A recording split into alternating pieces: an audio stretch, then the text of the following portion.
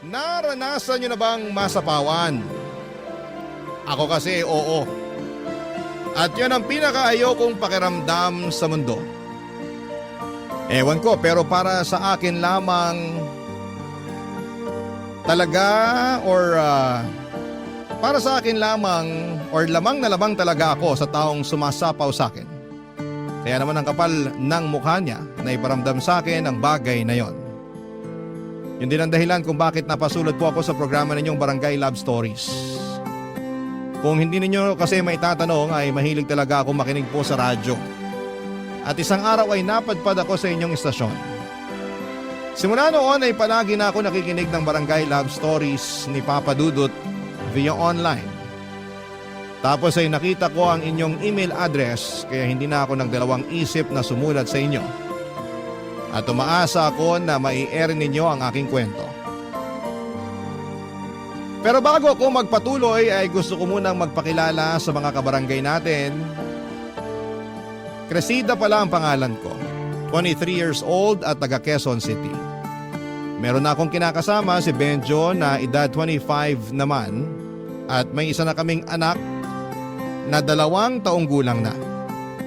Sa kasalukuyan ay nakatira kami sa bahay nila dito sa Barangay Commonwealth sa Quezon City.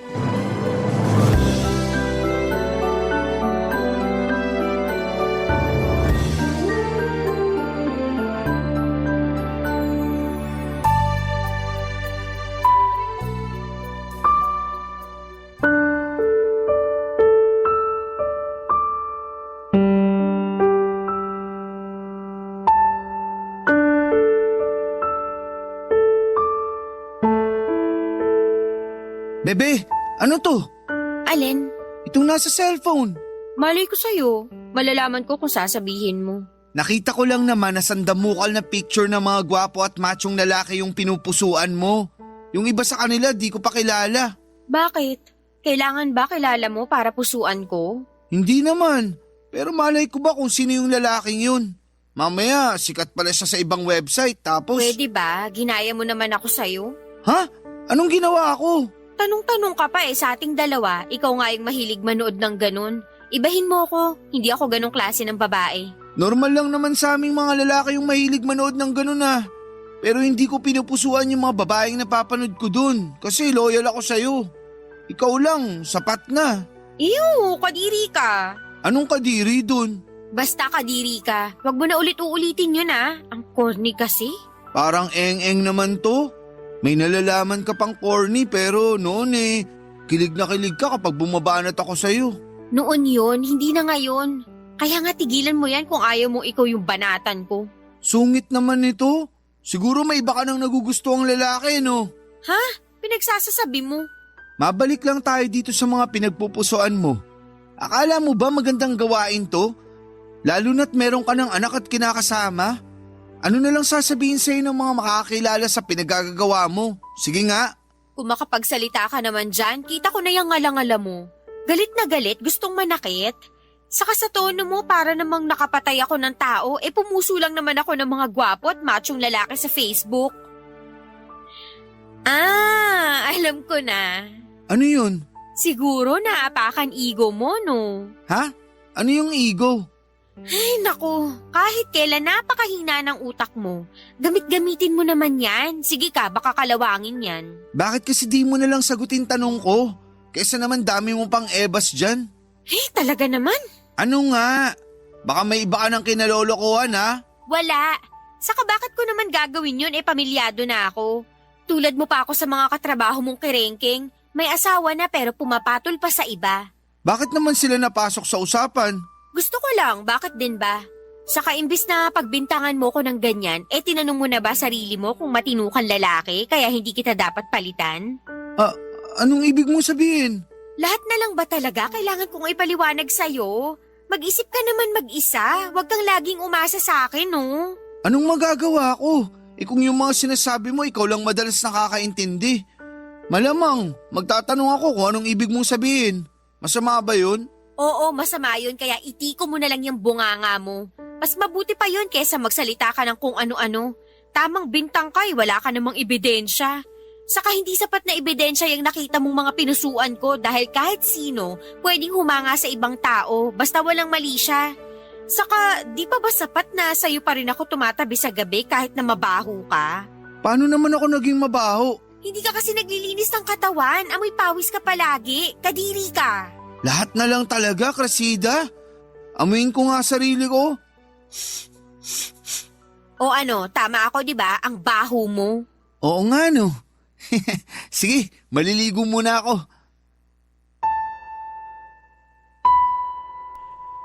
Papadudot, inis na inis ako sa kinakasama ko dahil sa pambibintang niya sa akin. Pakiramdam ko ay iniinsulto niya ng bonggang-bongga ang pagkatao ko. Kahit naman ganon ang ginawa ko, ni minsan ay hindi ko naisip ang binibintang niya sa akin. At noon pa talaga kung kailan nagsasama na kami at may isang anak.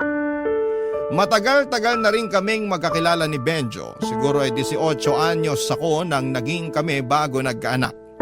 Hindi ko na natapos ang aking pag-aaral dahil sa hirap ng buhay at naisipan ko na lamang na mag-asawa. Mahirap pa rin naman ang buhay namin kaya alam kong kagagahan yung ginawa ko. Samantala nagtatrabaho bilang saddle stitch operator ang kinakasama ko sa isang pabrika. Mababa lang ang sweldo niya. Sapat lang palagi sa pangangailangan namin kaya nga wala kaming ipon at kadalasan ay nagigipit pa. Yun din ang rason kung bakit nakikisiksik pa rin kami sa kanila. Sa tagal naming magkakilala at magkasintahan ni Benjo, aminado ako na dumarating sa akin yung pananawa at pagkaumay sa aming relasyon. Kaya nagagawa kong tumingin at humanga sa ibang lalaki online. Pero hindi ko naman kahit kailan sinubukang pagtaksilan ng tatay ng anak ko. Maliban na lamang siguro noong mga panahong yon kung saan ay unti-unting lumaki ang pagkakagusto ko sa isang hindi inaasahang lalaki. Lahat ng yon ay kinuwento ko sa kaibigan at dati kong kaklaseng si Almarie Papadudut.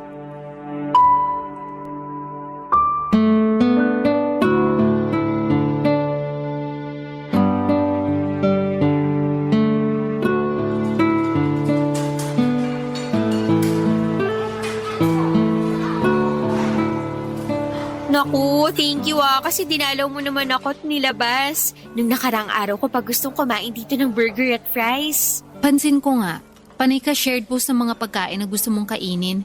Kaya nag-chat na ako sa'yo na magkita tayo dito sa fast food. Kaya nga, thank you sa panlilibre. Sensya ka na kasi wala akong trabaho. Wala rin tuloy akong pera. Ayos lang, magkano lang naman yan? Naks, iba talaga pag may trabaho, no? San ka na nga ba ulit? Trabaho ko? Oo, alam ko kasi umalis ka na dun sa pinagtatrabahuan mong patahian. Oo, umalis na nga ako doon. At cashier ako ngayon sa isang convenience store. Okay ba pasahod dun? Sakto lang, pero mas maayos yung ngayon kesa naman sa dati ko. Sobrang init doon, akala mo impyerno. Tapos yung line leader namin, si Satanas. Laki talaga ng galit mo dun sa line leader nyong yun, no? Sakto lang, kasi hindi pa naman niya ako nagawa ng kasalanan. Siguro, lagi lang niya akong pinagagalitan at sinisita kahit maayos naman yung trabaho ko. Naisip ko, inggit lang siguro sa beauty ko kaya ganun. Pero ayoko na rin naman manatili sa lugar na yun. Bukod sa mababa ang sweldo, napakaraming tukso sa loob. Hindi lalaki kundi mga pautang na pinapatulan naman ng ibang nanay doon. Kaya ending, payslip na lang nakukuha nila sa araw ng sweldo. Ako nga na wala pang anak hirap na sa buhay. Kaya napapaisip ako, paano nila nairaraos yung araw-araw nila? Lakas na lang talaga ng loob ang labanan sa buhay ngayon. Maiba tayo. Nasaan pala anak mo? Bakit hindi mo sinama? Nasa bahay saka nandun naman si Benjo para bantayan ang anak namin. Hindi ko na sinama kasi magulo yun. Saka baka magturo ng kung ano-ano. Siyempre nahihiya ako sa'yo. Ayos lang naman. Sweldo ko naman Kahit na. Bilhan ko na lang ng pasalubong para matuwa naman pagdating mo. Ikaw bahala. Thank you talaga. Walang anuman. Kumusta na kayo ni Benjo? Ganun pa rin. Pakiramdam ko wala kaming pag-unlad kasi ayos na sa kanya yung trabaho niya. Akala yata niya mabubuhay kami sa kakarampot niyang sweldo. Wala ba siyang planong maghanap ng ibang trabaho? Mukhang wala Mababa pa naman kumpiyansa nun sa sarili. Ay, buti pa yung kuya niya. Gwapo na, tapos marami pang pera. Kaya yun, nagustuhan ko bigla. Anong nagustuhan biglang pinagsasabi mo? Crush ko kuya niya kasi magaling dumiskarte sa buhay. Feeling ko, mas may future ako kung siya nakatuluyan ko. Manghilabot ka nga. Bakit naman hindi naman tayo nag-uusap ng karumal-dumal at nakakatakot? Gaga, hindi nga. Pero ano ba yung pinagsasasabi mo dyan? Baka nakakalimutan mo may kinakasama ka na at si Benjo yun. Tapos may anak pa kayo. Kaya dapat hindi ka na magkagusto sa ibang lalaki. Lalong-lalo na sa kuya niya. Ikaw naman, masyado kang seryoso. Siyempre alam ko naman lahat yun, saka simpleng crush lang naman tong nararamdaman ko sa kuya niya. Simple raw. Pero naisip mo nga na mas may future ka kung kuya niyang nakatuluyan mo. Hanggang dun lang naman yun, kasi imposible nang mangyari. Ikaw na may sabi na kinakasama ko na si Benjo. Saka kasalanan naman niya kung bakit nagkagusto ko sa kuya niya. Kung matino sana siyang kinakasama, kung may pangarap sana siya sa amin ng anak niya, di hindi ko maiisip yung bagay na yun. Papadudot, napakagwapo ng kuya ni Benjo. Well, gwapo rin naman ang kinakasama ko, pero lamang ng isang paligo ang kuya niya. Ito ang buhay na patunay ng tall, dark and handsome, kaya hindi ninyo ako masisisi kung nagkagusto ako sa kanya. Pero alam ko sa sarili ko na simpleng pagkagusto lamang yon. Dahil mas napapansin ko na ang pagiging lamang nito sa kanyang kapatid na siyang kinakasama ko. Pero kahit na ganoon, alam ko pa rin naman ang limitations ko. Alam ko na tatay pa rin ang anak ko si Benjo at kahit na anuman ang mangyari. Kahit mag-away pa kami araw-araw at maaburido ako sa pagmumukha niya, ay siya pa rin ang dapat kong piliin. Kaya nga sa abot ng makakaya ko ay sinaway ko ang aking puso na mahulog ng husto at ma-fall in love sa kuya ni Benjo upang hindi na lumala pa ang aming sitwasyon. Barangay Love Stories. Barangay Love Stories. Papadudot, gaya ng sinabi ko ay pinigilan kong lumalim ang pagkagusto ko sa kuya ng aking kinakasama. Nandun yung todo iwas ako sa kanya dahil likas dito yung mahilig makipagkwentuhan. Kumpara kay Benjo at nagtatrabaho sa call center ang kuya niya at inggit na inggit ako sa sweldo nito dahil mas malaki kesa sa kinakasama ko. Ilang beses ko na rin sinabihan si Benjo na subukang mag-ahente pero ayaw niya kasi hindi raw siya magaling mag-English at mas sanay na siya sa ginagawa niya bilang machine operator.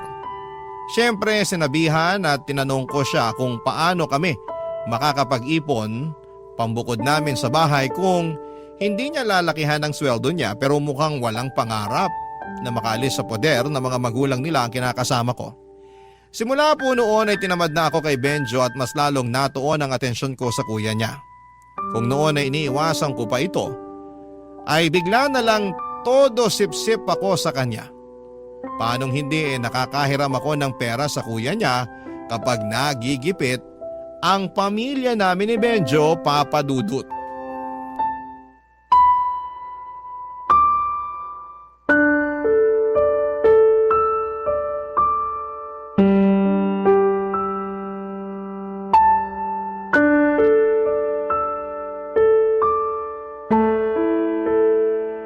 Pwede ba mag-usap tayo, bebe? Mag-uusap tungkol saan? Saka bakit ganyan tono mo? Tinawag mo pa akong bebe kung galit ka naman. Paanong di ako magagalit? Akala mo di ako nakakahalata na masyado kang sumisip-sip sa kuya ko? Pinagsasasabi mo dyan. Panay kayo usap, tawanan at biruan. Mas kinukumusta mo pa nga siya kaysa sa akin na kinakasama at tatay ng anak mo. Akala mo di ko napapansin, no? Pwes, diyan ka nagkakamali. Masama bang kausapin, makipagtawanan at makipagbiroan sa kuya mo? Baka nakakalimutan mong nakatira tayo sa iisang bubong. Natural, magkukrus ang landas namin. Alam nga namang di ko siya kausapin, di ba? Gusto mo pa yata kaming gawa ng issue? Hindi naman sa ganun, pero... Sabihin mo, masyado kang malisyoso. Hindi ako malisyoso. Anong tawag mo dyan sa mga pinagsasasabi mo kung hindi mali siya, Aber? Malisyoso ka. Binibigyan mo ng kulay yung pag-uusap at pagtatawanan namin ng dahil lang sa ano ulit yun? Hindi kita makamusta ka mo? Oo, tsaka totoo naman yun. Hindi yun totoo. Masyado ka lang madrama. Alam mo, napipiko na ako sa kaartehan mo eh.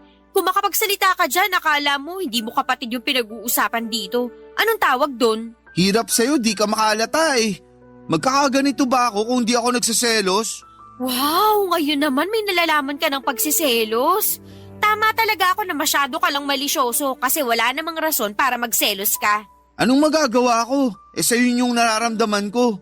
Ikaw naman kasi, kasalanan mo. Bakit bigla ako naging kasalanan? Sige nga. Sinabi ko na, di ba? Masyado kayong close. Hindi ako sanay.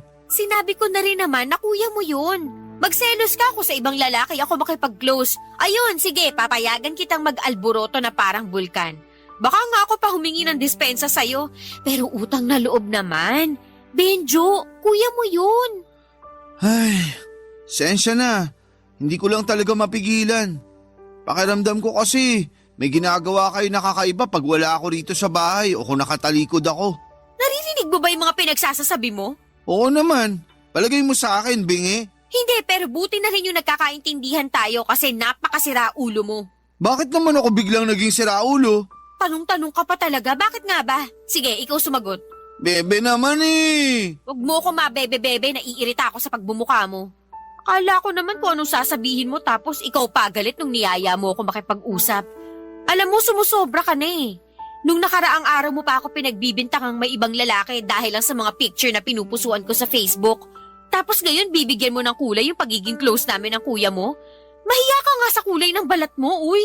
Bakit naman ako mahihiya? Basta, isipin mo, gamitin mo yung utak mo para naman hindi ka lawangin. Kayamot ka talaga, Benjo. Ay, paano kung narinig ng kuya mo yung mga pinagsasasabi mo, Aber? Ano na lang iisipin nun? Hindi ka na talaga nahiya? Dami-dami na nating pabor sa kanya tapos gaganyanin mo pa siya? Hindi ko naman sinasadya. Siguro napangunahan lang ako ng init ng ulo tsaka selos. Init ng ulo sa kapagsiselos mo na wala sa lugar yung magdadala sa atin sa kapahamakan eh. Imbis na magselos ka o magalit dyan, bakit hindi mo na lang kaya gayahin yung kuya mo? Dumiskarte ka sa buhay katulad niya para naman hindi na natin kailangan humiram ng pera sa kanya sa tuwing nagigipit tayo.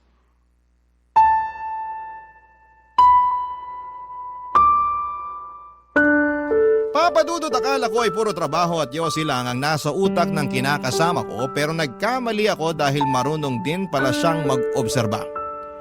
At yun nga ay nung napansin niya ang pagpapapansin ko sa kuya niya. Pero buti na lamang at magaling akong magpalusot at sa huli ay naidepensa ko ang aking sarili. Saka wala rin namang patutunguhan ng nararamdaman ko sa kuya niya dahil nga may anak na kami ng kinakasama ko. Sa kabilang banda ay paulit-ulit na sumagi sa isipan ko na sana nga ay kami na lamang ng kuya niya ang naging magkarelasyon. Tingin ko kasi ay mas may kinabukasan kami ng anak ko kung siya ang nakatuluyan ko. Pero gusto ko lang linawin na mahal ko naman si Benjo. Kaya lang dahil sa ugali niya na pabanjing-banjing at mukhang kontento na sa buhay namin, ay unti-unting naapektuhan noon ang damdamin ko sa kanya at sa aming relasyon. Kung may time machine lang sana ay gusto kong bumalik sa nakaraan para baguhin ang aking kapalaran. Imbes na si Benjo ay sa kuya niya ako makikipaglapit ng loob. Kaya lang ay mukhang hindi na mangyayari yon noong nagkaroon ng girlfriend ang kuya ng aking kinakasama, Papa Dudut.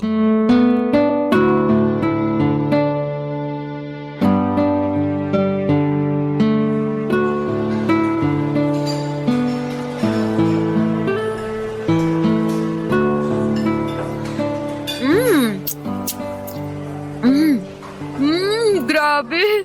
Sobrang sarap naman talaga nitong fried chicken at spaghetti nila. Paresan mo pa ng malamig na pineapple juice, solve na solve ang cravings ko.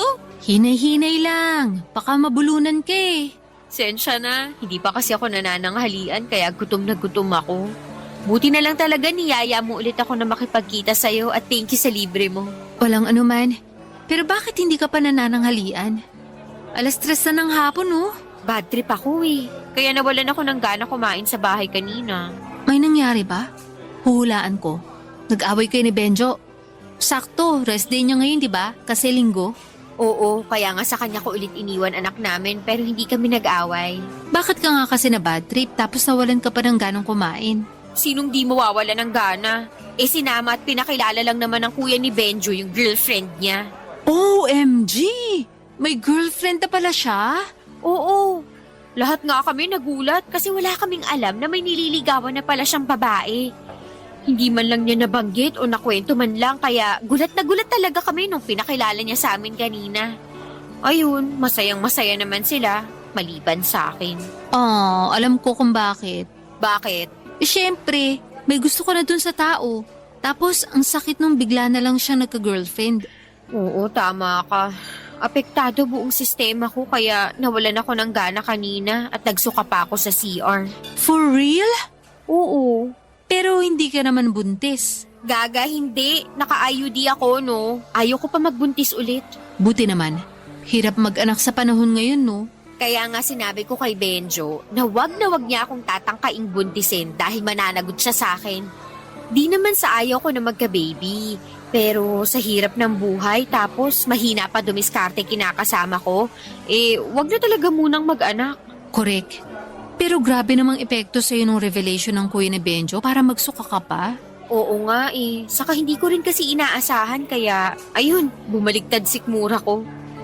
Kumusta naman si girl? Yung girlfriend? Maganda ba? Hindi, pangit. Sobra ka naman sa pangit. Totoo naman Maputi lang pero mas maganda pa rin ako sa kanya. Siguro nga mas maganda ka sa kanya. Pero siya pa rin yung pinili ng kuya ni Benjo. Talo ka pa rin. Ewan ko ba? Totoo yata yung kasabihan na love is blind. Eyes can be blind, but heart can see ang peg ng love story nila. Pwede ba? Wag mo na nga ipagdiinan. Lalo ako nayayamot OA mo naman? May kinakasama ka na at anak, di ba? Gets ko na ma-hurt ka ng konti at magulat. Pero hindi na yung sobra-sobrang maapektuhan ka. Dapat kung may mararamdaman ka, ituwa. Kasi sa wakas, nagka-girlfriend na yung kuya ng kinakasama mo. Nakwento mo sa akin na wala ka mong nakarelasyon yun ng ilang taon matapos lokohin ng ex, di ba? Oo, pero hindi pa rin ako natutuwa. Alam ko naman na hindi ako dapat maapektuhan ng gusto. Pero ewan ko ba kung bakit ako nasasaktan at naiinis? Nasasaktan kasi nga may iba na siyang kinagigiliwang babae. At inis ako dun sa girlfriend niya dahil inagaw niya yung atensyon sa akin ng kuya ni Benjo. Kung bakit kasi bigla-bigla siyang umiiksena? Papadudot, hindi ko alam na may korsonada na palang babae ang kuya ni Benjo kaya nga gulat na gulat ako nung isang araw ay pumunta ito sa bahay kasama niya upang ipakilala sa amin. Hindi pa naman ako nakapagsuklay ng buhok o nakapagsuot ng panloob kaya nagkumahog pa akong pumasok sa magulo at maliit naming kwarto ni Benjo para ayusin ang aking sarili. Hindi nagtagal ay lagi nang sinasama na kuya ni Benjo ang girlfriend niya sa bahay namin para tumambay. At kapag hindi niya ito sinasama sa bahay, ay kung saang magagandang lugar pasyalan at kainan niya ito dinadala. Papadudot lahat ng yon ay nakikita ko sa Facebook na pinopost ng kuya ni Benjo. Kaya naman inggit na inggit ako sa girlfriend niya. Sana kasi ako yon.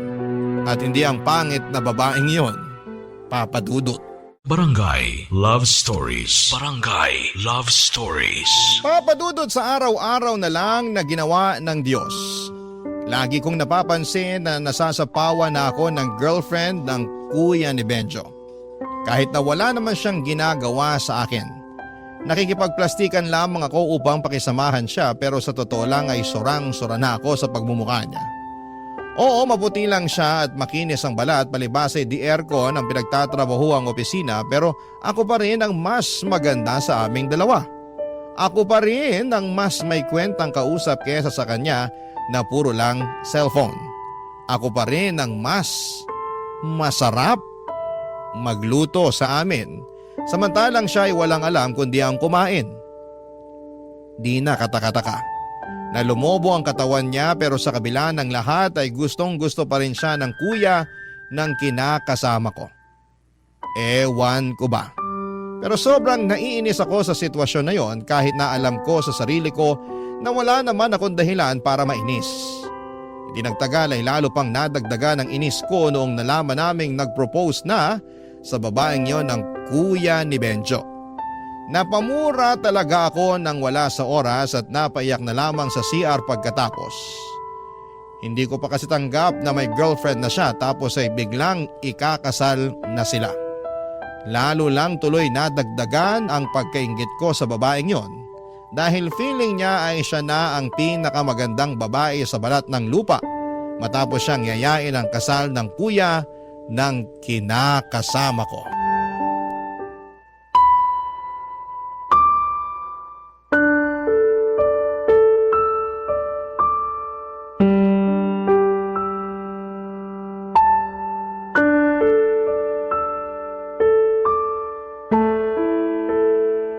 Grabe si kuya, no? Masyadong mabilis kumilos. Mantakin mong yayain agad ng kasal yung jowa niya. Halatang ayaw na talaga niyang pakawalan. Oo nga eh. Oh, bakit naman ganyan tono mo? Ano bang problema sa tono ko? Ewan ko. Kaya nga tinatanong kita kasi para kang wala sa mood. Masakit lang ulo ko tapos daldal ka pa ng daldal dyan. Hindi ba pwedeng tumahimik ka na lang muna para naman pumayapa yung paligid ko? Wala naman akong ginagawa sa'yo kaya huwag ka sa akin magalit. Masyado ka. Nagkikwento lang naman yung tao. Ayun na nga. Kwento ka ng kwento eh, alam ko naman na yan. Baka nakakalimutan mo nakasama niyo ako nung sinabi ng kuya mo na niyaya niyang magpakasal yung jowa niya. Tapos ulit-ulitin mo pa? Bakit ba kasi nagagalit ka? Masama ba na ulit-ulitin ko? Masama kasi naririndi na ako. Krisida naman eh. Benjo naman. Mahirap bang intindihin yung sinabi ko? Ano? Ayaw mo na namang gamitin utak mo? Siguro ang kapal na ng kalawang niyan kasi hindi na talaga gumagana. Sobra ka naman magsalita. Parang hindi mo ako kinakasama kung insultuhin mo ako ah. Hindi kita iniinsulto pero kung yan ang nararamdaman mo, problema mo na yun. Bakit ba kasi hindi ka nagmana sa kuya mo na madaling makaintindi, magaling dumiskarte sa buhay? Huwag mo nga akong ikumpara sa kuya ko. Nakakapanliit naman yun. Ganyan nga, manliit ka kasi totoo naman yung mga sinabi ko.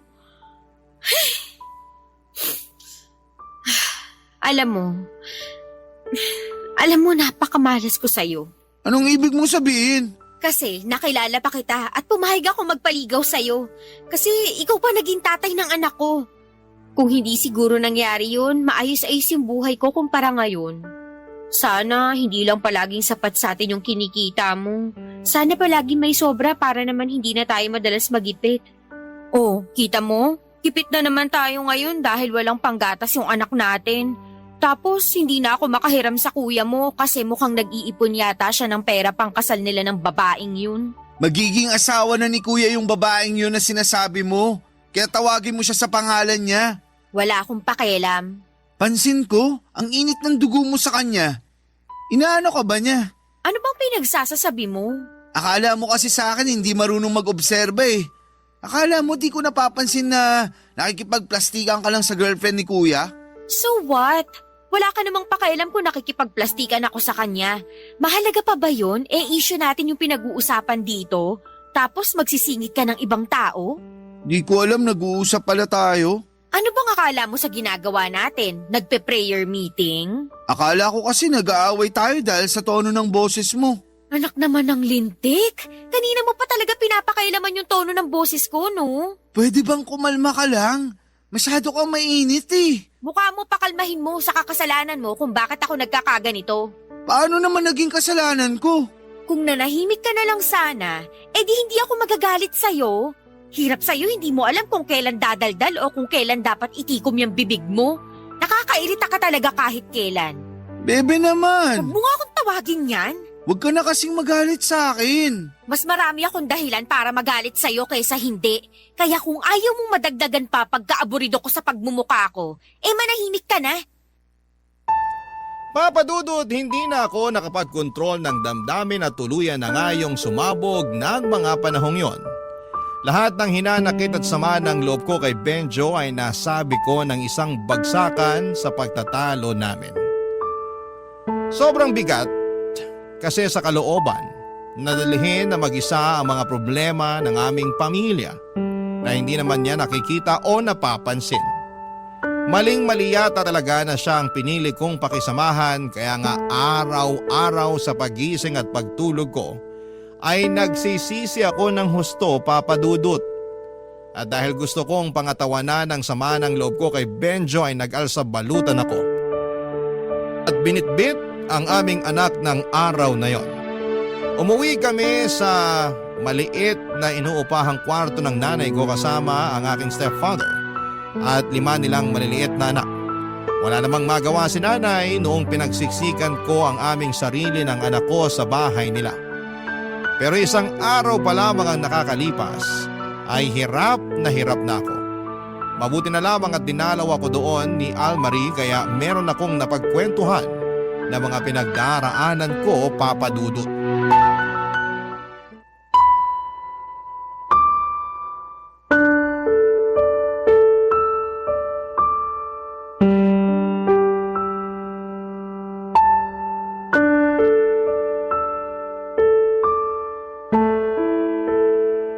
Sensya ka na, natagalan ako lumabas kasi pinatulog ko pa yung anak ko.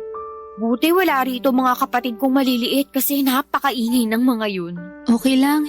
Tsaka buti na patulog mo na rin yung anak mo. Oo, iyak ng iyak bago ka dumating kasi nga inaantok. Ay, sensya ka na rin, dito lang tayo pumwesto sa may labas ng pinto. Sobrang kalat at baho kasi ng bahay nila nanay, nakakahiya magpatuloy ng bisita. Di bale, malimlim naman sa kamahangin dito. Ano ka ba? Walang kaso sa akin yun. Salamat nga pala kasi pinuntahan mo kami rito.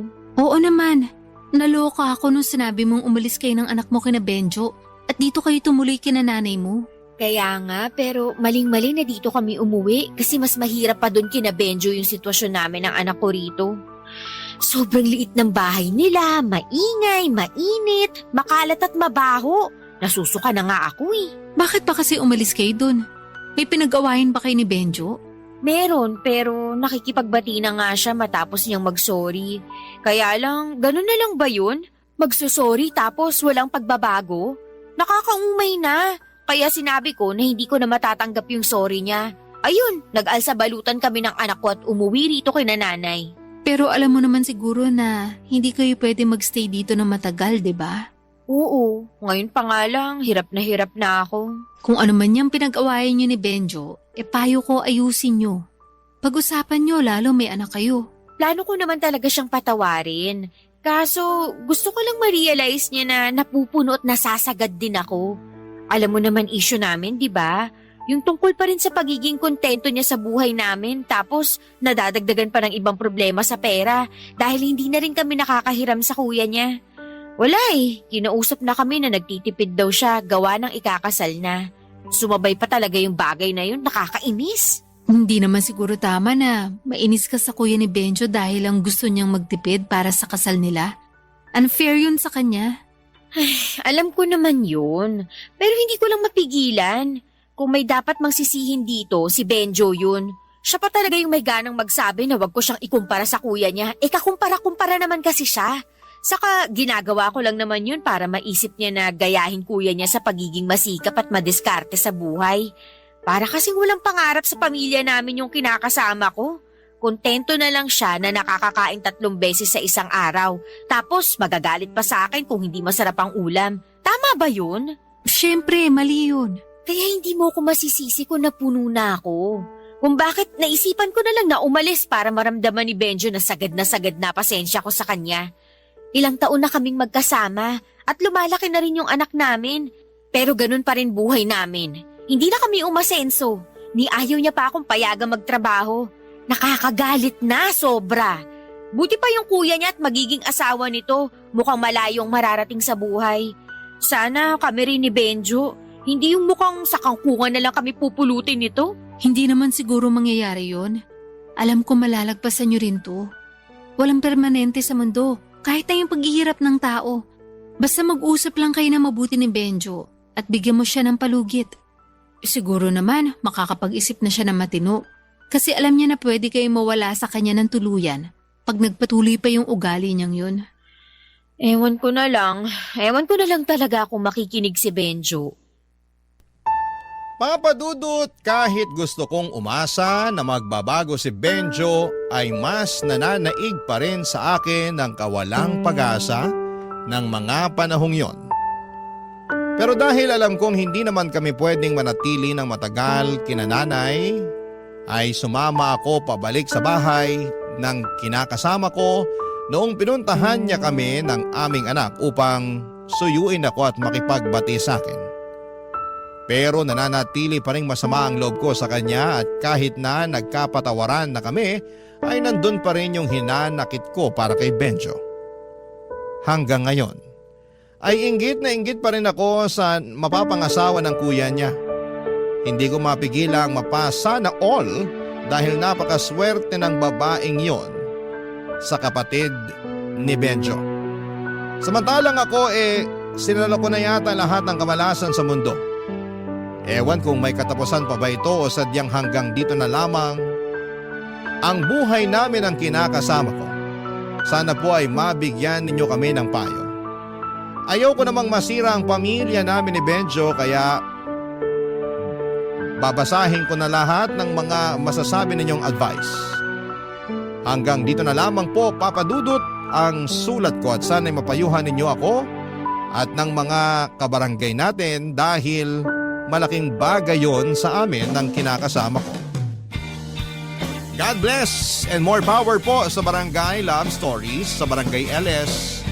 Number 1 kayo sa puso ko. Ang inyong forever, kapuso at kabarangay, Cresida. Magandang araw sa inyong lahat. Ako nga pala si Rodel, 35 years old, isang call center agent for more than 10 years. Dito ko na rin nakilala ang babaeng gusto kong makasama habang buhay, si Jem. Kaedad ko lang siya, bagong agent siya at napunta sa aming team. Doon kami nagkapalagayan ng loob. Palagi kaming nagkakasama na naging dahilan para mahulog kami sa isa't isa.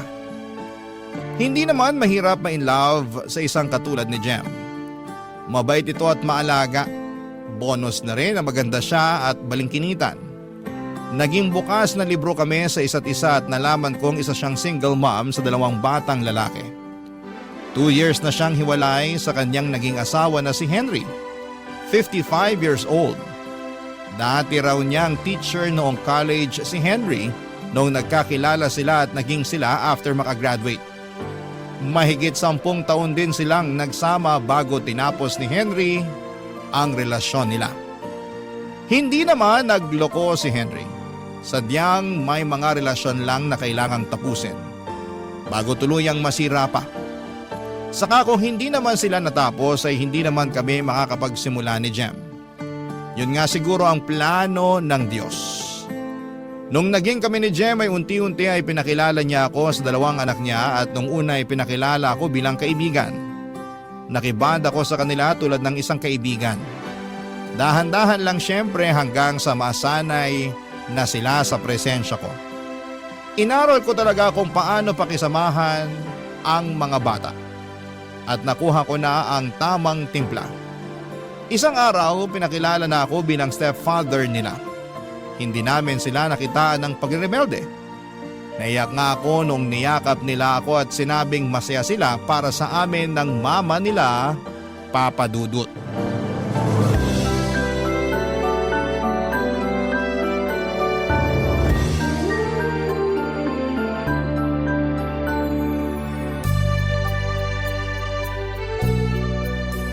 Ang saya ng araw na to. Kanina mo pa sinasabi yan.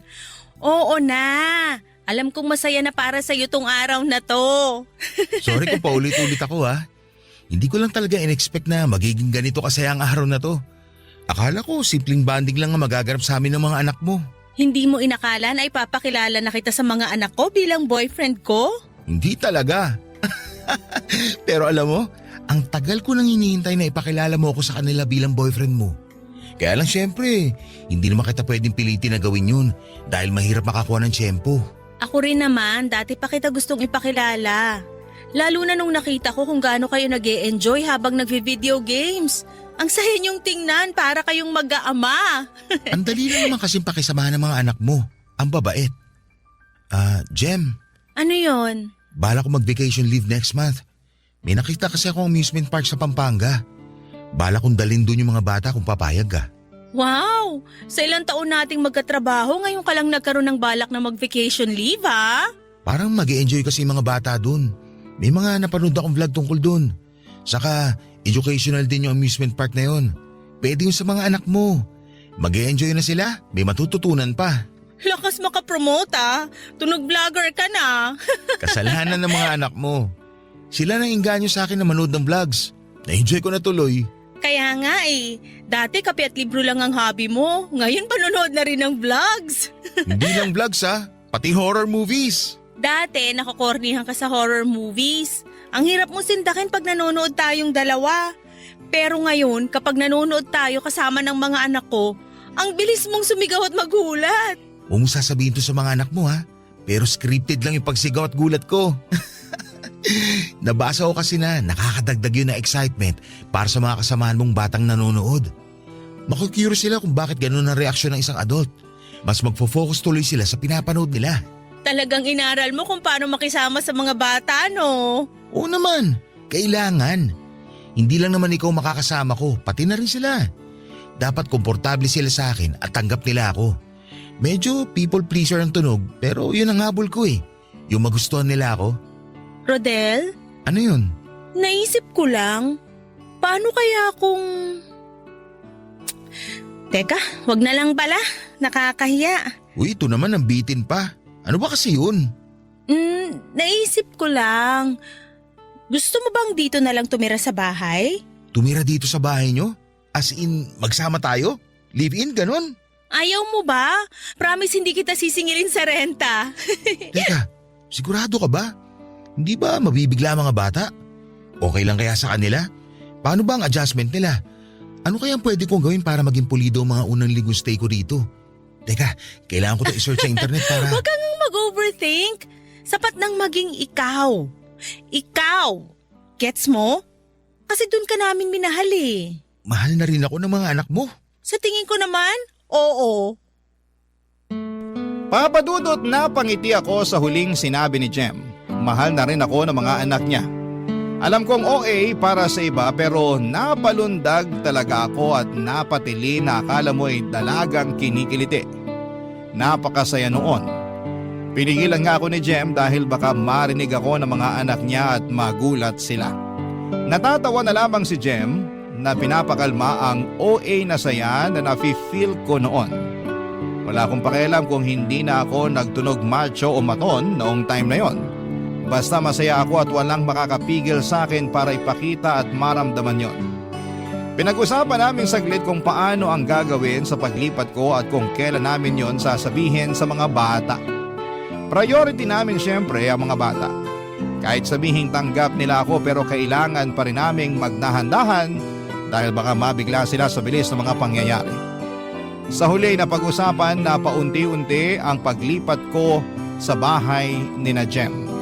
Isang beses sa isang linggo ko mag-sleep over ako roon para masanay na sila sa presensya ko. Hanggang sa mga sumunod, naging 2 hanggang naging 3 at nag-iiwan na rin ako ng mga maliliit na gamit ko roon. Doon nga napansin na nila na madalas na ako doon na natutulog. Kaya nagtanong na rin sila. Naging honest naman kami sa pagsagot. Ang sinabi ang plano naming mag-live-in na. Natuwa sila at hindi man lang nakitaan na nabigla sila. Mukhang inaasahan na nila na magsasama kami ng nanay nila. Naiyak pa nga ako dahil sinabi nilang masaya sila na doon na ako titira. Dahil meron nang magbabantay sa kanilang mag-iina. Yun naman talaga ang bala ko. Ang bantayan at protektahan silang mag-iina. Papadudot.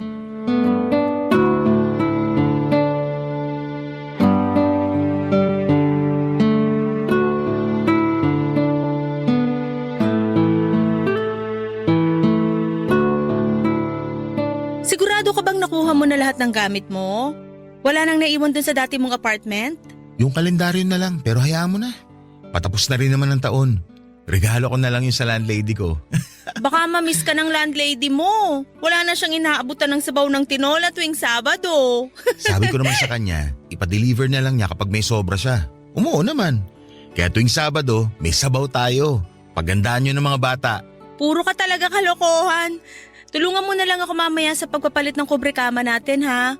Maglalaba rin pala tayo bukas. Wala manunod kami ng sini ng mga bata bukas. Ay bakit di ko alam yan? Bakit hindi ako kasama?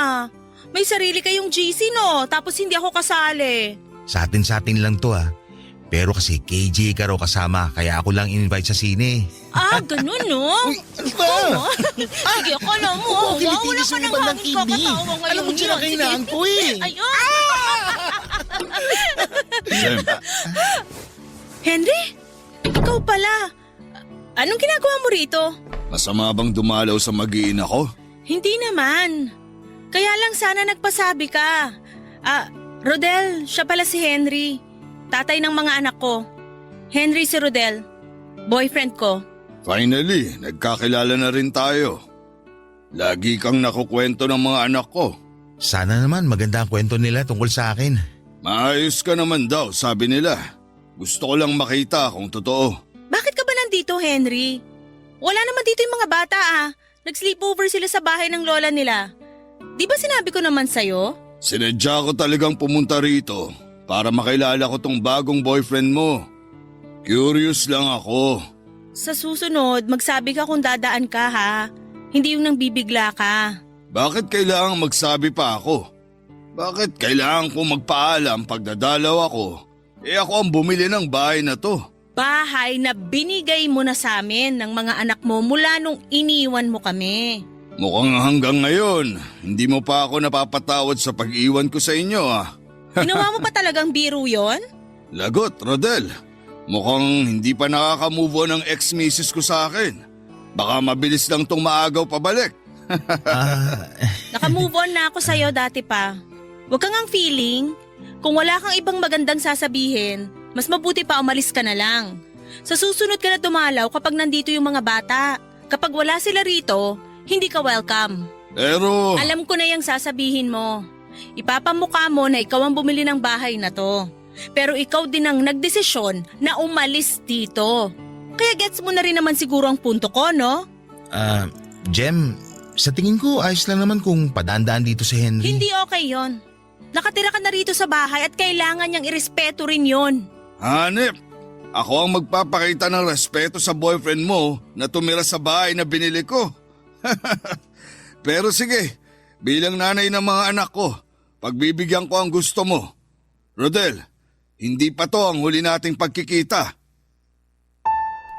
Hindi ko alam kung napansin ni Jem pero ang talim ng tingin sa akin ni Henry nang magpaalam ito para umalis.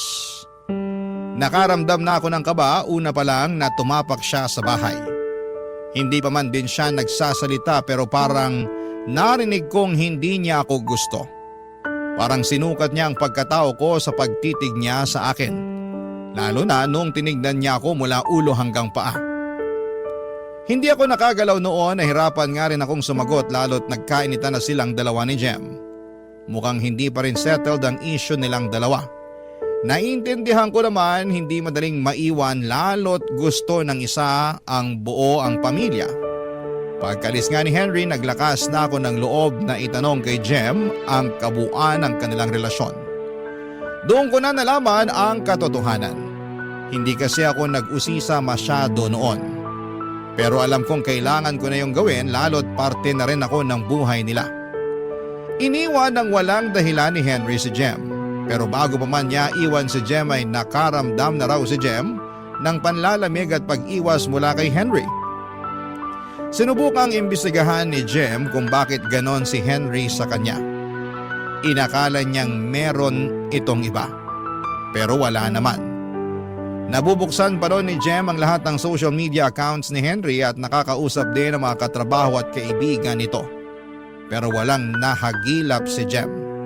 Hanggang isang araw pag uwi ni Henry, kinausap nito si Jem para maghiwalay na sila. Hindi na pinaglaban pa ni Jem kahit gusto niyang maliwanagan kung bakit isang araw ay ayaw na lang ni Henry. Sa pagdaan ng mga buwan at taon, inobserbahan ni Jem si Henry para malaman sa huling pagkakataon kung bakit ito nang iwan. Kung meron ba talagang ibang babae. Pero wala. Hanggang ngayon ay single si Henry. Hanggang ngayon, hindi alam ni Jem kung bakit siya nito iniwanan. Barangay Love Stories. Barangay Love Stories. Nung sinabi ni Jem na naka-move on na ito kay Henry, pinaniwalaan ko yon. Ramdam ko naman na mahal niya ako at sa akin na siya nagpaplano ng buhay niya. Sa akin na siya nakakaramdam ng selos. Bilang isang lalaking very sensitive pagdating sa pangangailangan at emosyon ng isang babae, masasabi kong naibibigay ko ang lahat sa kanya at nararamdaman kong sapat na yon para kay Jem. At lalo ko pang ginagalingan araw-araw para ipakita sa kanya na karapat dapat ako sa kanya at sa mga anak niya. Sa mga anak niyang napamahal na rin ako kahit sa maiksing panahon pa lamang ng pagkakakilala sa kanila. Kay Henry naman ay sinusubukan ko pa rin siyang kilalanin at tansyahin at madalas na itong nagpupunta sa bahay.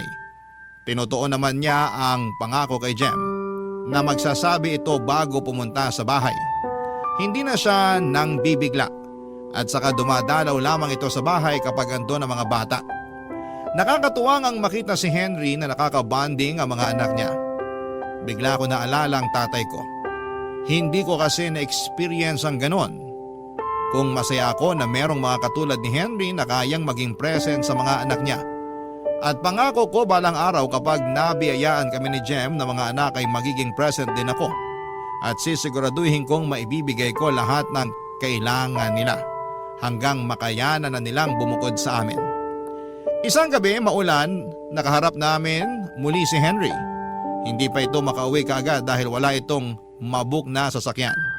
Kaya nakausap pa namin siya sa kusina habang nagkakape, Papa Dudut.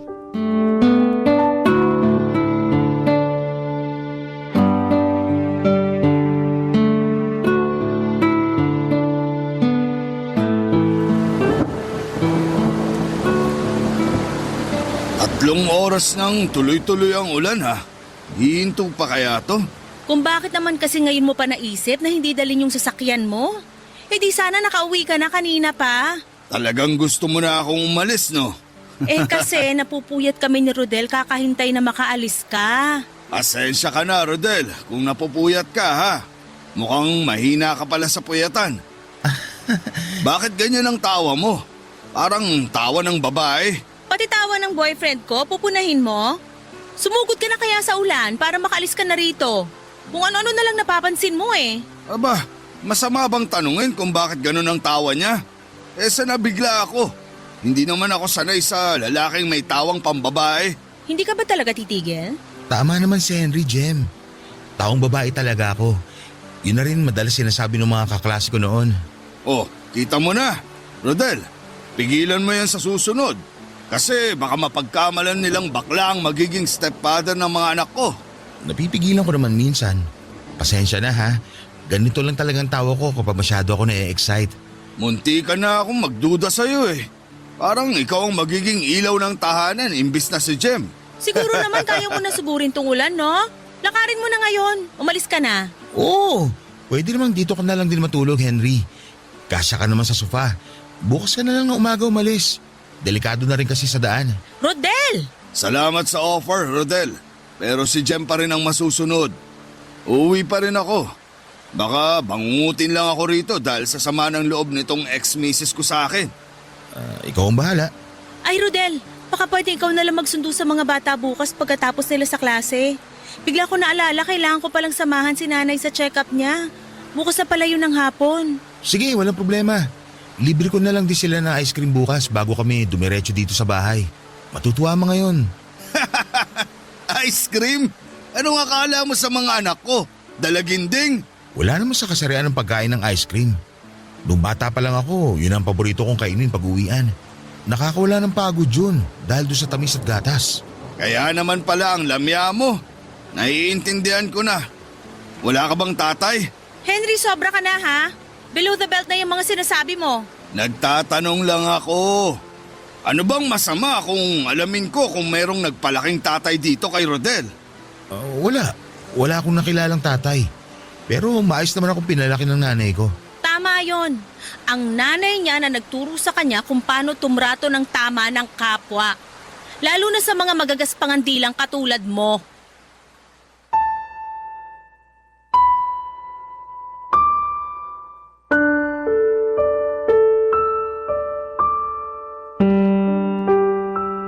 Papadudot nagpatuloy sa pagtatalo sina Jem at Henry. Samantalang ako ay hindi ko alam ang gagawin. Ni hindi ako makatingin isa man sa kanila lalo na kay Henry. Tama naman siya. Malamya ako at hindi ko nakilala ang tatay ko. Walang nagturo sa akin kung paanong maging matikas, maskulado at matatag. Pero mabait ako at mapagmahal. Nakuha ko yon sa nanay ko at kalmado at nurturing din ang aking ina. Very expressive at gentle. Lahat ng mga yon ay nagustuhan sa akin ni Jem na mga namana ko sa nanay ko.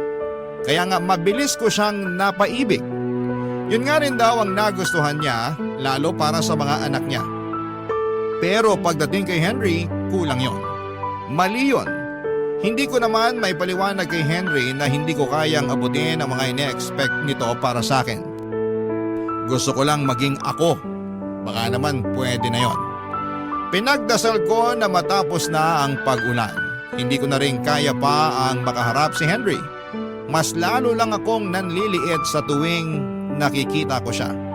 Lagi akong takot, laging nanginginig kapag naririnig ko ang boses niya. Sa totoo lang ay bihira ang mga kaibigan kong lalaki na very masculine, tulad ni Henry. Karamihan, mga babae ang nakakasalamuha ko. Sa kanila kasi ako nakakakuha ng pag-unawa at mas naiintindihan ko sila. Hindi ako na-intimidate sa kanila. Kaya bagong experience talaga itong kay Henry para sa akin. Hindi ko alam kung hanggang kailan ako matatakot sa kanya at lagi naman akong pinagtatanggol ni Jem sa kanya. Kaya lang minsan ay nakakahiya na lalo't hindi naman daw yon ginagawa ng babae. Dapat ako ang nagpoprotekta sa kanya tulad ng pinangako ko. Pero bakit baliktad ang mga nangyayari, Papa Dudut?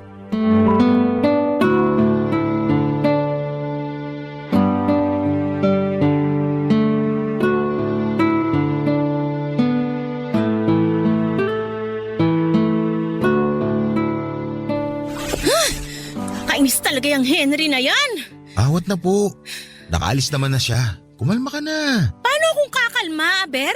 Nakita mo naman kung paano kanya dautin kanina. Ayos lang yun. Kaya kumalma ka na sabi. Hindi ayos yun, Rodel. Binabastos ka na niya sa harapan ko eh. Hindi mo ba nahahalata? Gusto lang niya ako makilala. Huwag natin masamain yun. Hindi dapat ganun ang paraan. Masyado siyang mayabang. Kala mo kung sinong mabuting tao. Hayaan mo na nga. Ako nga hindi naman masyadong naapektuhan. Bakit ka ba ganyan? Bakit masyado kang mabait? Nakakainis ka na ah. Pinipili ko lang talaga ang laban ko. Kung nakipagsabayan ako kay Henry kanina, baka mas lalong magkagulo. Saka baka mamaya, hindi na yung dumalaw dito sa bahay. Kawawa naman yung mga bata. Kainis ka. Bakit? Bakit ba masyado kang mabait? Nakakainis. Hindi naman sa bait yun. Sinusubukan ko lang intindihin yung side ni Henry. Buti ka pa sinusubukan mo siyang intindihin. Eh siya, wala. Ang talim ng dila. Hindi man lang naisip kung nakakasakit na ba siya sa mga pinagsasasabi niya. Buti pa camera apps may filter. Yung bunganga niya, wala. Magkakaiba naman kasi ang mga tao. Baka talagang ganun lang siya. Pero mukha naman siya mabuting ama. Pero mabuting asawa? Hindi ba siya naging mabuting asawa sa'yo? Hindi. Hindi niya nabigay yung mga kailangan ko. Ni minsan hindi niya ako sinabihan na maganda ako o kaya mahal na mahal niya ako. Walang lambing. Ni minsan hindi niya ako pinost sa Facebook niya. Ni hawakan yung kamay ko kapag naglalakad kami o nasa date ayaw niyang gawin. Nahihiya raw siya dahil maraming nakatingin. Ang cold niya sa akin palagi. Pag nandyan yung mga kaibigan niya halos hindi niya ako pansinin. Sinabi mo ba yan sa kanya? Lagi nga naming napag-aawayan. Bakit daw hindi ako makontento na good provider and good protector siya sa aming mag-iina?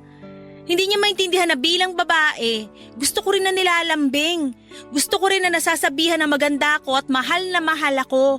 Hindi ko kailangan ng lalaking laging maskulado at matapang. Words of affirmation and physical touch ang love languages ko. Yun naman lang sinasabi ko pero hindi siya nakikinig.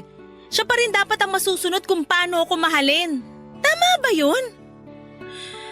Ay, kaya siguro laking ginhawa na rin na iniwan niya ako. Kasi alam ko na hindi ko siya kayang iwan nun kahit na alam kong hindi ako masaya sa kanya.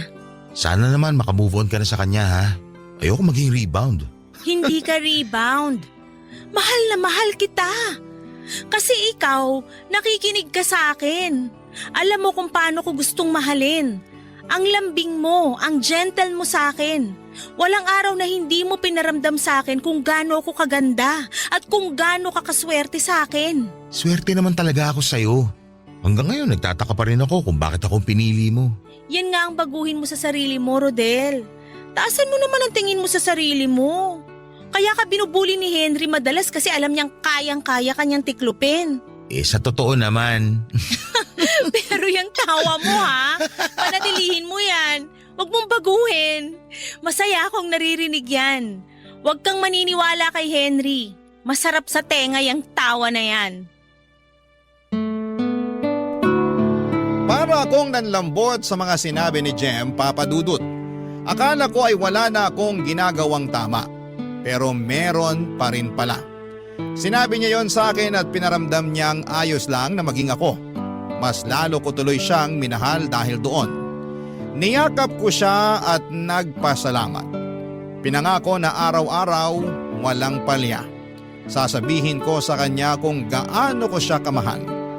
Araw-araw may lambing, araw-araw siyang maganda para sa akin. Hindi ko ikakahiya na hawakan ang mga kamay niya at halikan siya sa harapan ng maraming tao. Kung yon ang paraan para maramdaman niyang minamahal siya. Yon ang tama para sa kanya at hindi ko yon ipagkakait sa kanya. Napakaswerte ko na simpleng babae lamang si Jem, madaling pasayahin at madaling makontento sa mga simpleng bagay. Kaya nga minsan hindi ako pwedeng sisihin kung naiisip ko kung karapat-dapat ba ako sa pagmamahal niya. Niyakap ko siya ng mahigpit nang maramdaman kong nag-uumapaw na naman ang ligaya sa puso ko at humahalo yon sa insecurity ko. Pero nang tumitig ako sa mga mata niya, nawala ang insecurities ko. Puro na lamang pag-ibig.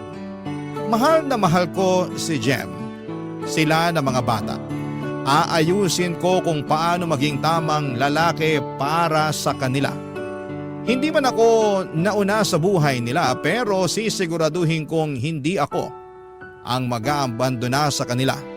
Malamyaman ako sa paningin ng padre de pamilya nila pero papatunayan kong hindi ako basta-basta magigiba kahit ano pa ang tingin ng iba. Barangay Love Stories. Barangay Love Stories. Papadudod sa pagdaan ng mga araw, pinatunayan ko kina Jem at sa mga bata na karapat-dapat ako sa kanila. Nakita ko kung paanong nag-bloom si Jem sa piling ko at kung paanong naging magalang at mabuti ang mga bata. Totoo nga ang sinasabi nila, ang tao tulad ng halaman kapag binahal at nadiligan ng tama ay uusbong at titibay ito. Ganon ang nangyari sa pamilya ko. Oo, sariling pamilya ko na ang tingin ko kina Jem at sa mga bata. Kung pwede lang natawagin akong papa o tatay ng mga bata ay gugustuhin ko. Kaya lang syempre bilang respeto kay Henry, dapat isa lang akong stepfather. Tito o kuya lang dapat ang itawag sa akin. Hindi na pwedeng lumagpas pa sa tatay o papa. Kontento naman ako doon kasi kahit hindi nila ako tinatawag na papa o tatay, pero pinaparamdam nila sa akin na parang ama nila ako. Sa akin sila nagsasabi ng mga nararamdaman nila. Komportable silang nagsishare sa akin ng mga sikretong hindi nila magawang sabihin isa man kina Jem at Henry. At sa part ko ay nakaka-proud yun ha. Kasi ang sarap sa pakiramdam na pinagkakatiwalaan ka ng mga bata. Yung feeling nila sa safe sila sa akin. Yun naman ang gusto kong iparamdam sa kanila palagi. Ang maramdaman nilang safe sila habang kasama ko. Ayos na sana ang lahat. Maganda ang dynamics namin sa bahay pero biglang nagbago ang lahat or nagbabago ang lahat kapag dumarating o biglang sumusulpot si Henry nang walang pasabi. Hindi nito sinusunod ang pinangako nito kay Jem na magsasabi muna bago dumalaw. At ginawa niya yon. Ginagawa niyang madalas kapag wala sina Jem at mga bata sa bahay. Mukhang ako talaga ang pinupuntirya niyang dalawin. Papa Dudut.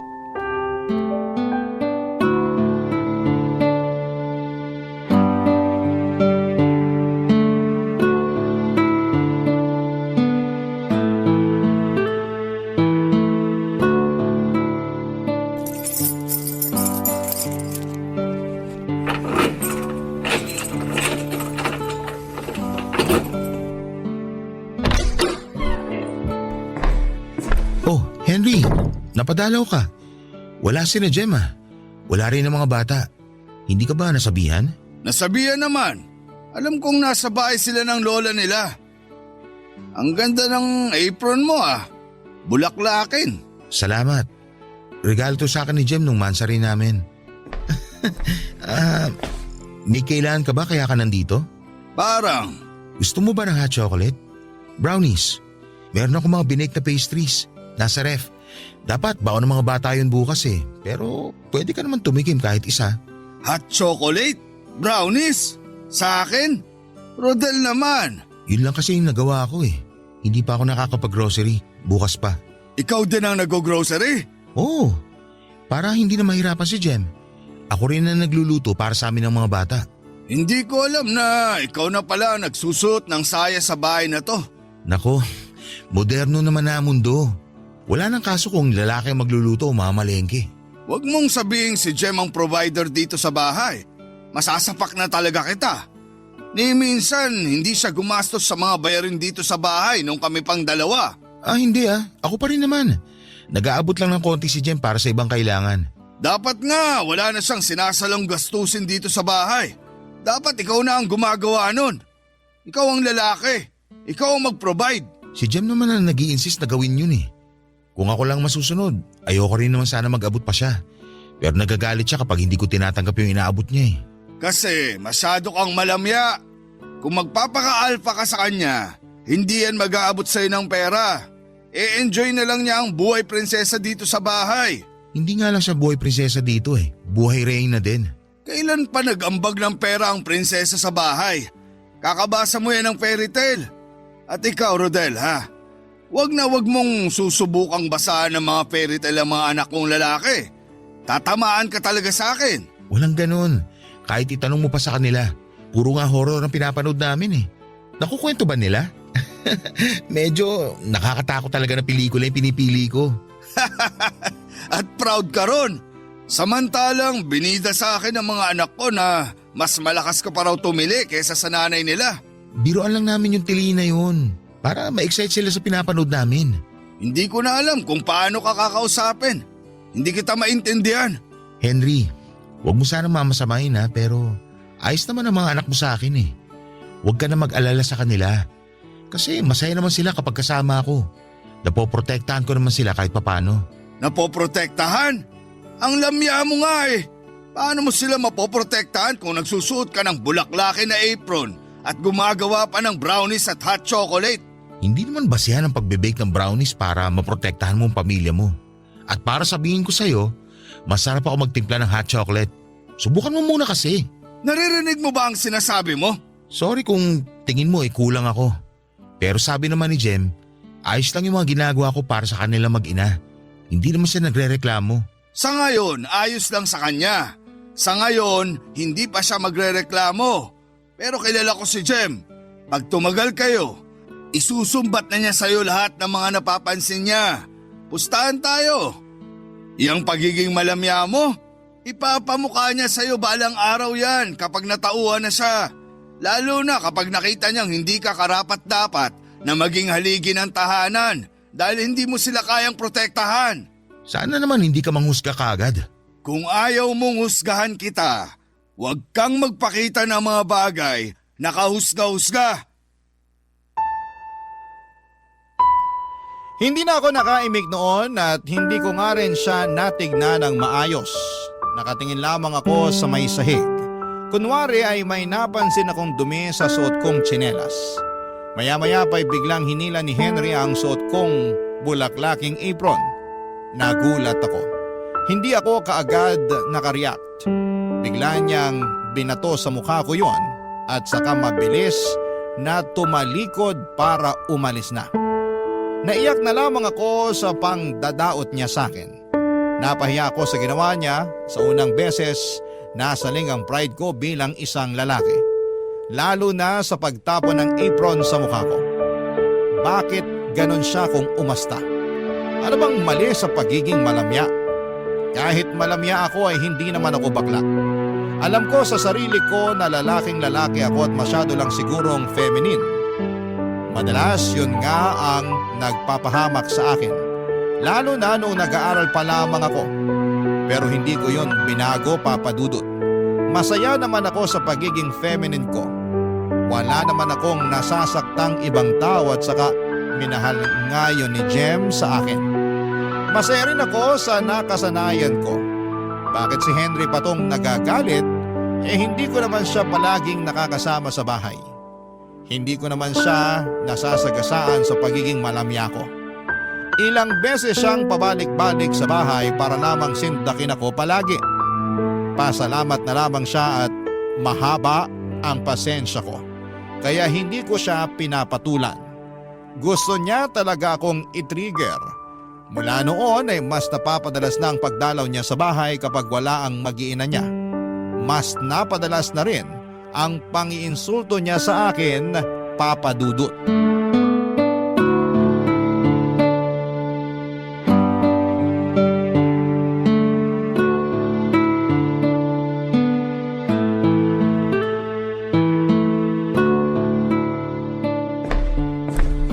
Rodel, Wala sina Jem at mga bata dito. paulit-ulit ka na lang sa linya mong yan. Alam ko namang wala sila rito kapag dumadalaw ako. Hindi ako tanga. Pinapaalala ko lang ang usapan nyo ni Jem na dadalaw ka lang dito kapag nandito ang mga bata. Bakit? Isusumbong mo ba ako sa ex-missus ko? Hindi kita isusumbong sa girlfriend ko, huwag ka mag-alala. Ah, ganun ba? Akala ko kasi nakuha mo rin ang ugali ng ibang babae na chismosa. Umalis ka na lang Henry kung wala ka namang ibang sasabing importante. Magpaplansya pa ako ng uniform ng mga bata. Akala ko naman tigasin na. Taga-plansya ka na rin? Talaga ba? Bukas, ano na ang gagawin mo? Taga-manicure ni Jem? Marami nang ginagawa si Jem lalo't nagkasakit ang nanay niya. Kailangan ko siyang tulungan sa mga gawaing bahay. Kailangan mo siyang tulungan o talagang na-enjoy mo lang ang mga gawaing babae? Masama ba kung oo? Wala ka na talagang pag-asa. Tapatin mo nga ako Henry. Nako, pati pagtatalak ng babae, kuwang-kuha mo na rin. Wala na talaga to. Wala na. Alam mo kung ano pang nakuha ko sa mga babae? Yung galing nilang bumasa ng isang tao. Oh, anong gusto mong puntuin dyan? Na kaya ka nagiging dominante sa akin para iparamdam na hindi ako bagay sa bahay na to. Na ikaw lang dapat ang kilalanin na leader.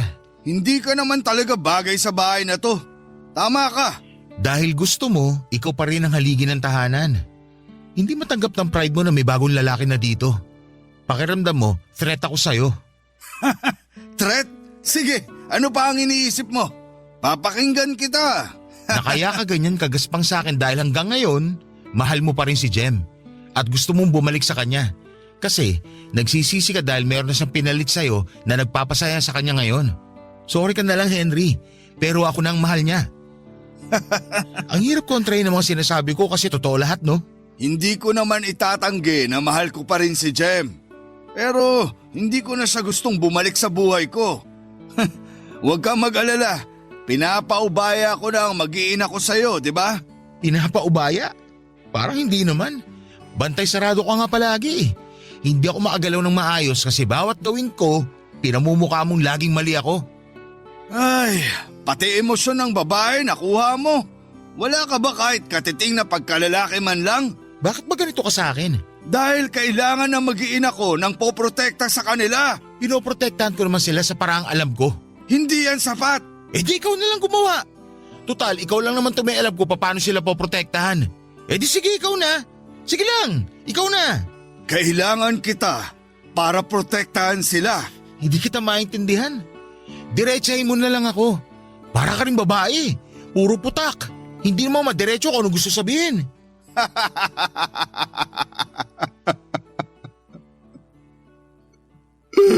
Oh, Henry, ayos ka lang? Sorry kung may nasabi akong hindi maganda. Hindi ko yung sinasadya. Rodel, may tahaning na ang buhay ko. Ano sabi mo?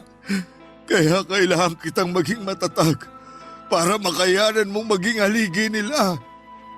Dahil hindi ko na alam kung hanggang kailan ko yun magagawa para sa kanila. Teka, alam ba to ni Jem? Hindi pa. Halika, sabihin natin. Sasamahan kita. Kailangan niya tumalaman. Hindi pwede. Hindi. Rodel, iniwan ko siya nung nalaman kong may malubha na akong sakit. At pinangako ko sa sarili ko na Hindi niya yun malalaman. Kaya hindi mo yun sasabihin. Karapatan niyang malaman yun. At karapatan ko ring maging matatag at malakas para sa kanila. Ako ang haligi. Hindi ako pwedeng makitaan ng kahinaan. Kaya bago pa ako tuluyang manghina, kailangan ko nang makalayo sa kanila. At higit sa lahat, kailangan ko matulungan ang bagong magiging haligi nila. Ikaw yun, Rodel. Konti na lang ang panahon na natitira sa akin. Kailangan kong makita na mapoprotektahan mo ang pamilya ko. Hindi ako matatahimik kung hindi mo yun magagawa at magpapabaya lang ako. Yun ang unang beses na nakita ko ang kahinaan ni Henry. Isang kahinaan na hindi ko pwedeng gamitin laban sa kanya. Kung ibang tao lang siguro ako ay baka ginamit ko na yon para makaganti sa lahat ng ginawa niyang pangdadaot sa akin. Pero naiintindihan ko siya. Hindi biro ang pinagdadaanan niya. Gusto lamang niyang may matibay na humalili sa kanya bilang haligi ng tahanan. Hindi man ako nagkaroon ng chance na makilala ang tatay ko pero hindi yon kakulangan sa parte ko para maunawaan ang pinagdadaanan ni Henry. Isa siyang ama, isang asawa. Wala naman siyang ibang hangad kundi ang maging matibay na sandigan ng kanyang pamilya. Kahit siya mismo ang nahihirapan. Kahit wala siyang ibang mapagsabihan. Ama siya. Isang mabuting haligi ng tahanan. Tumaas lalo ang respeto ko sa kanya noong hinayaan niya ang sarili niyang umamin sa kahinaan niya. Ang kanyang pamilya sina Jem at ang mga bata. Gusto ko talagang sabihin kay Jem ang nangyayari kay Henry pero nagbitiw na ako ng pangako kay Henry na mananatiling sekreto ang tungkol sa sakit niya. Saka na lang daw pwedeng malaman ng kanyang mag-iina ang kalagayan niya kapag nasa loob na siya ng kabaong at hindi na niya makikita kung paano sila magluksa at maging mahina dahil sa pagkawala niya. Hindi raw kasi niya kayang makita na madurog ang mga anak niya kapag nalaman nilang may taning na ang buhay ng ama nila. Baka mas lalo lang daw siyang manghina at mawala ng respeto sa sarili niya bilang isang ama dahil hindi niya magawang i-shield ang mga anak niya sa ganong pagsubok. Hindi ako sumang-ayon sa kanya roon pero ano bang magagawa ko kung mas nananaig ang pride niya bilang isang lalaki? Ano ba ang dapat kong gawin sa sitwasyon ko? Sana'y matulungan ninyo ako at kung sakali lang ay baka may tips din kayo kung paano maging haligi ng tahanan tulad ng gustong mangyari ni Henry sa akin. Gusto ko siyang pagbigyan sa kahilingan niya pero hindi ko alam kung paano yon sisimulan. Maraming salamat po. Ako ang inyong kapuso at kabarangay forever, Rodel.